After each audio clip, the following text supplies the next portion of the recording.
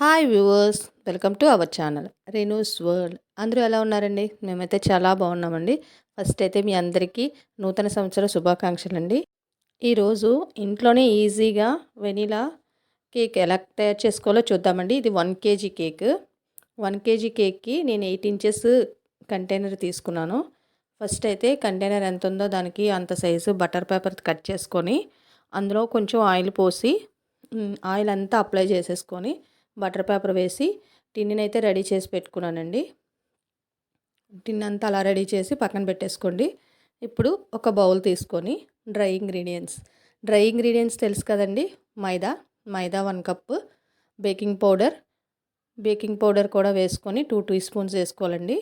2 tea spoons baking soda వచ్చేసి 1/2 tea spoon వేస్తే సరిపోద్ది. ఎందుకంటే నేను ఇందులో ఎక్స్ట్రా ఇంకో ఇంగ్రీడియంట్స్ వేస్తున్నాను. అదేంటంటే తర్వాత చెప్తాను. ఇప్పుడైతే అందులో 3 టేబుల్ స్పూన్స్ మిల్క్ పౌడర్ కూడా యాడ్ చేసేసి మొత్తం అవి జల్లించి పెట్టేసుకున్నానండి సైడ్న. అదంతా జల్లించేసి బాగా కలుపుకోవాలి. ఫస్ట్ దాన్ని అయితే స్కిప్ చేయకండి. ఎంత బాగా కలుపుకుంటే అంత బాగుంటుంది. ఇప్పుడు 4 ఎగ్స్ తీసుకున్నాను.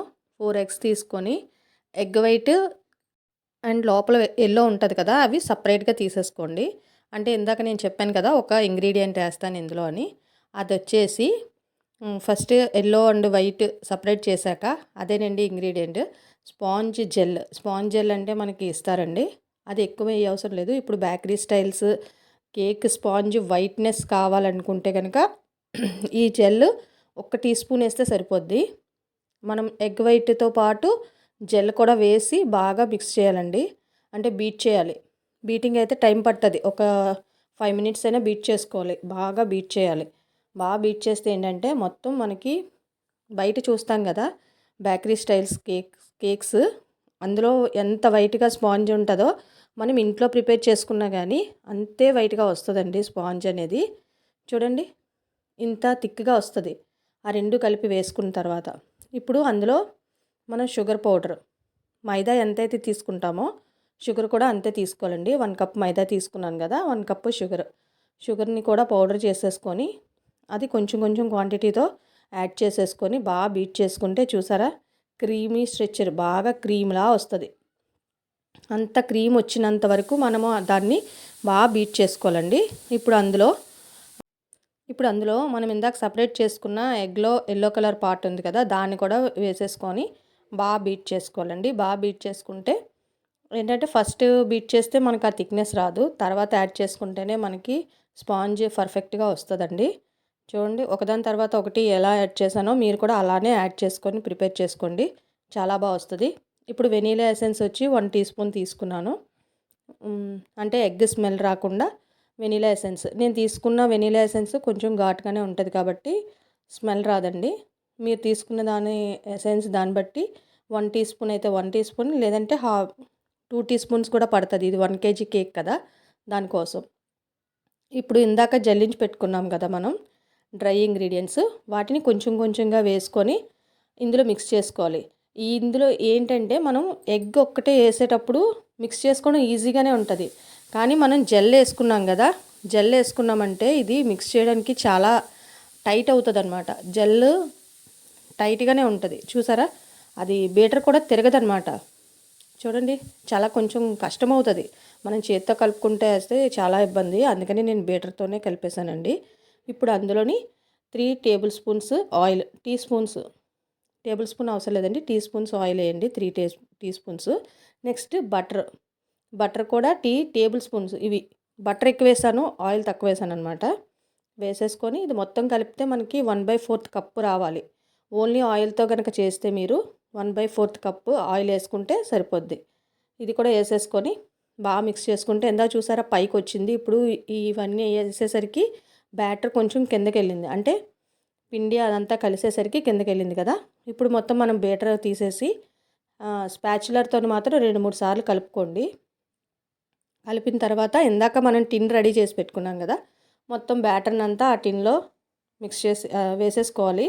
ఎప్పుడైనా కానీ జెల్ యూస్ చేసేటప్పుడు మనకి జెల్ వేసాం కదా, మనకి ఎప్పుడైనా కేక్ జెల్ వేయకుండా కేక్ బేక్ చేస్తే చాలా హైట్ తక్కువ వస్తుంది. ఇది చాలా హైట్ ఎక్కువ వస్తుంది చూసారా, నేను కింద వరకు ఉన్నది బ్యాటర్ అయితే ఇప్పుడు చూసారా, అది పొంగే కొద్దీ బాగా పైకొచ్చింది. 30 మినిట్స్ తర్వాత చెక్ చేశానండి. అది కుక్ అవ్వలేదు. ఒక 5 మినిట్స్ వదిలేస్తే నాకు కరెక్ట్‌గా ఎగ్జాక్ట్‌గా కుక్ అయిపోయింది. చూసారా, నేను తీసుకున్న కంటెంట్ చాలా పొడవు. ఆ హైట్‌కి వచ్చేసిందనమాట అది. ఎప్పుడైనా మనం జెల్ యూజ్ చేస్తే కేక్ క్వాంటిటీ ప పెద్దదవుతది. అంటే ఎక్కువవుతదనమాట. సో, ఇది ఈ నాకు 35 మినిట్స్‌కి బేక్ అయిపోయింది. దాన్ని సైడ్‌కి పెట్టేసుకొని, అంటే రూమ్ టెంపరేచర్ వచ్చినంత వరకు ఒక దగ్గర పెట్టేసుకున్నాను. దీనికి పైన క్రీమ్ అప్లై చేయడానికైతే 1 కేజీకి 1 కప్ తీసుకొని, ఇంకా half cup extra whipping cream తీసుకున్నానండి. 1 ½ కప్పు మొత్తం విప్పింగ్ క్రీమ్ తీసేసుకొని, దీన్ని ఫస్ట్ అయితే మనం డీప్‌లో స్టోర్ చేసుకోవాలండి. మనం వాడతాము ఇంకా 3 అవర్స్ ముందు, అంటే బేక్ చేస్తామనగా దీన్ని యూజ్ చేస్తామనగా తీసి డీప్‌లోంచి తీసి కింద ఫ్రిడ్జ్‌లో పెట్టుకోవాలి. అలా కొంచెం లిక్విడ్ ఫామ్‌లోకి వచ్చాక అప్పుడు దీన్ని బీట్ చేసుకుంటే మనకి ఎగ్జాక్ట్ పర్ఫెక్ట్ విప్పింగ్ క్రీమ్ అయితే రెడీ అవుతదనమాట. చూడండి, మనం తీసుకున్నాం కదా విప్పింగ్ క్రీము 1 ½ కప్పు. ఈ కేక్ అయితే ఎక్కువ అవుతది. ఇంకా కొంచెం మిగులుతదండి. కానీ అప్పటికప్పుడుకి సరిపోతే మళ్ళీ ఇబ్బంది కదా అనేసి నేను కొంచెం ఎక్కువే క్వాంటిటీ తీసుకొని బీట్ చేస్తున్నాను. ఇది నాకు విప్పింగ్ క్రీమ్ అంతా మొత్తం రెడీ అయ్యేసరికి 4 మినిట్స్ పడతది ఈ బీటర్‌తో. చూసారా వేవ్స్ ఎలా వచ్చినాయో? అంతే అండి, అయిపోయింది. విప్పింగ్ క్రీమ్ అయితే రెడీ అయిపోయింది. ఇప్పుడు కేక్ అప్లై చేసుకోవడానికి హాఫే తీస్తానండి నేను. ఇప్పుడు పెద్ద బౌల్‌లో విప్పింగ్ క్రీమ్ తీసుకున్నాను కదా, అది హాఫ్ చిన్న బౌల్‌లోకి వేరే పెట్టుకొని 2 ఫ్రిడ్జ్‌లో పెట్టేసుకోవాలి. బయట ఉంచకూడదు. బయట ఉంచితే మళ్ళీ మెల్ట్ అయిపోతదది. సో, కావాలనుకునేటప్పుడు కొంచెం కొంచెం తీసి నేను కేక్‌కి అప్లై చేస్తాననమాట. ఇప్పుడు 2 అయితే ఫ్రిడ్జ్‌లో పెట్టేసుకున్నాను. ఇప్పుడు ఇందాక బేక్ అయింది కదా కేక్, దాన్ని డీమోల్డ్ చేసి చూపిస్తాను చూడండి. చాలా పర్ఫెక్ట్‌గా వస్తది. చూసారా ఎంత ఈజీగా వచ్చిందో? బటర్ పేపర్ వేసుకుంటే ఏంటంటే మనకు అదొక సేఫ్టీ అనమాట. ఒక 5 మినిట్స్ ఎక్స్ట్రా బేక్ అయినా కానీ కేక్ మాడదు. చూసారా స్పాంజ్ ఎంత బాగా వచ్చిందో? అంతే స్మూత్, సాఫ్ట్ కూడా వచ్చిందండి. చూసారా? ఇప్పుడు పై లేయర్ అంతా కొంచెం వాటర్ డ్రాప్స్ పడి అలా వచ్చిందండి. వైట్‌గా కనిపిస్తుంది కదా అక్కడక్కడ ఒక దగ్గర. అది మాత్రం నేను పైన ఎలాగో మనకి డూమ్ షేప్‌లో వస్తదో అది కట్ చేసేస్తాము. ఇప్పుడు ఆ కేక్ మొత్తాన్ని 3 లేయర్స్‌గా కట్ చేసుకున్నాను. చూసారా ఎంత బాగా వచ్చిందో? కన్నాలు కన్నాలు కనిపిస్తుంది కదా? స్పాంజ్ అంత బాగా తయారైందనమాట. చాలా బాగా తయారైంది. స్మెల్ కూడా చాలా బాగా వస్తుంది. చూసారు కదా? 3 లేయర్స్ కట్ చేసేసుకొని ఇప్పుడు మనం షుగర్ సిరప్ కూడా మనం రెడీ చేసి పెట్టుకున్నానండి నేను. అంటే ఏం లేదు, 2 టేబుల్ స్పూన్ షుగర్ తీసుకొని అందులో కొంచెం వాటర్ వేసి మిక్స్ చేసుకొని సైడ్న పెట్టుకున్నాను అనమాట. ఇప్పుడు కేక్ బేస్కి కొంచెం క్రీమ్ అప్లై చేసి, ఇందాక మనం కట్ చేసుకున్నాం కదా ఫస్ట్ లేయర్ కింద పెట్టుకొని, దానికి వాటర్ మొత్తం షుగర్ సిరప్ అంతా వేసి దాన్ని సోక్ చేసుకోవాలి. మనం చేసేది కూల్ క్రీమ్ కదండి, దానికోసం. చూసారా స్పాంజ్, ఈ షుగర్ సిరప్కి క్వాంటిటీ ఏమి ఉండదండి. మనకి స్పాంజ్ రెడీ అయిన దాన్ని బట్టి సిరప్ అనేది పీల్చుకుంటుంది అనమాట. కేక్ మీద కొంచెం క్రీమ్ వేసేసుకొని నేను స్పాచులర్తోనే అప్లై చేసేసుకుంటానండి ఒకసారి. చూసారా? కానీ అప్లై చేసుకోవడం కొంచెం టఫ్ అవుతుంది. అప్పుడు క్రీమ్ బాగా వచ్చిందండి, గట్టిగా వచ్చింది. సో, కొంచెం అప్లై చేసేటప్పుడు కొంచెం ఇబ్బందిగా ఉంటుందన్నమాట. లేదు ఇంతకన్నా ఈజీ కావాలంటే మనం పైపింగ్ బ్యాగ్లో క్రీమ్ వేసేసుకొని నెక్స్ట్ లేయర్ చూపిస్తాను చూడండి. దీనిలో క్రీమ్ అంతా వేసేసుకున్నంత అప్లై చేసేసాక వైట్ చాకో చిప్స్ వేసుకుంటే మనం తినే బైట్స్కి ఇది మధ్య మధ్యలో తగిలినప్పుడు కేక్ చాలా టేస్ట్గా ఉంటుందన్నమాట. దాని మీద మిల్క్ మేడ్తో అక్కడక్కడ కొంచెం స్ప్రింకిల్ చేశానమాట. మిల్క్ మేడ్ ఉంటుంది కదా, టేస్ట్ బాగుంటుంది. వెనీలా కేక్కి మిల్క్ మేడ్ వేస్తే బాగుంటుంది. చూసారా? నెక్స్ట్ లాస్ట్ లేయర్ వచ్చి మధ్యలో పెట్టుకోవాలి. మధ్యలో పెట్టుకుంటే మనకి కేక్ అనేది బేస్ కరెక్ట్గా నుంచుంటుంది అనమాట. సో చూడండి, వేసేసుకొని ఇప్పుడు పైపింగ్ బ్యాగ్లో వేసేసుకొని, క్రీమ్ ఎక్కువ అవ్వదండి ఇలా అయితే. పిల్లలకి తినేటప్పుడు క్రీమ్ ఎక్కువ పెట్టడం మనకి బాగోదు కదా, కొంతమంది క్రీమ్ ఎక్కువ ఇష్టపడరు. సో క్రీమ్ ఎక్కువ ఇష్టం లేదు అన్న వాళ్ళకైతే ఇలాగే చేయాలండి. క్రీమ్ అప్లై చేసేసి జస్ట్ పైపింగ్ బ్యాగ్లో వేసేసుకొని మనం రౌండ్గా చేసేసుకొని స్పాచులర్తోని కానీ ఒకసారి ఇలా చేసేసుకుంటే అయిపోయిద్ది. ఇప్పుడు దానిలో సేమ్ ఇందాక ఎలా అయితే నేను ఫిల్ చేశానో ఇది కూడా అలానే ఫిల్ చేసేసుకున్నాను. ఇప్పుడు టాప్ లేయర్ పెట్టేసుకొని దానికి కూడా షుగర్ సిరప్తో సోక్ చేసేసుకొని ఇప్పుడు కూడా క్రీమ్ అప్లై చేసేసుకొని వైట్ క్రీమ్ అప్లై చేసేసుకొని క్రమ్ కోట్ చేసేసుకొని ఫ్రిడ్జ్లో పెట్టేసుకోవచ్చు. మనకి టైం ఎక్కువ ఉంది అనిపించినప్పుడైతే ఫస్ట్ అలా ఇప్పుడు ఇలా రెడీ చేసేసుకొని దీనిపైన వైట్ కలర్ క్రీమ్ అంతా అప్లై చేసేసుకొని క్రమ్ కోట్ చేసేసుకొని కాసేపు మనకి టైం ఉన్న దాన్ని బట్టి ఫ్రిడ్జ్లో పెట్టుకొని తీసి తర్వాత దాన్ని డెకరేషన్ చేసుకుంటే కేక్ అయితే చాలా బాగా వస్తుంది అన్నమాట. అంటే కూల్ కేక్ కదా, కూల్ అయితేనే దాని టేస్ట్, అంటే కూలింగ్ లేకుండా మనం వెంటనే తింటే కనుక దాని టేస్ట్ తెలీదు.